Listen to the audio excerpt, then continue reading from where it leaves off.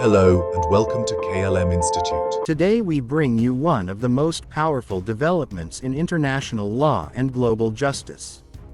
The World Court, officially known as the International Court of Justice, has declared that Israel is obligated to uphold human rights in Palestine and to work closely with the United Nations in ensuring humanitarian aid reaches the people of Gaza and the occupied Palestinian territories. This landmark ruling was delivered at The Hague, following months of hearings and global pressure over the ongoing humanitarian crisis in Gaza. The court made it clear that Israel, as an occupying power, must allow food, medicine, fuel, and other essential supplies to reach Palestinian civilians. The judges said Israel's restrictions and blockades have violated international humanitarian law and fundamental human rights principles. The court also emphasized that Israel must not interfere with the United Nations agencies, including UNRWA, which provides critical support to Palestinian refugees. It called upon Israel to fully cooperate with the UN and other humanitarian bodies to ensure the basic needs of Palestinians are met. According to the judges, this is not a political choice but a legal and moral obligation under the Geneva Convention and the UN Charter. However, Israel has strongly rejected the ruling, calling it biased and politically motivated. The Israeli government insists that its actions are for security reasons. The United States also criticized the court's opinion, defending Israel's right to self-defense and questioning the credibility of the judgment.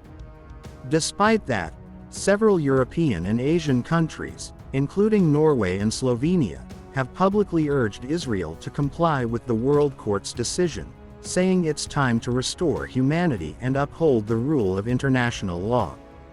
The Guardian, Reuters, and Al Jazeera reported that the ruling is not legally binding, but it carries great international weight.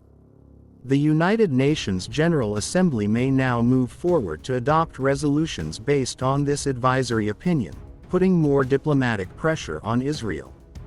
Human rights groups believe this could become a turning point in global awareness about the suffering of civilians in Gaza. Let's analyze what this means in real terms.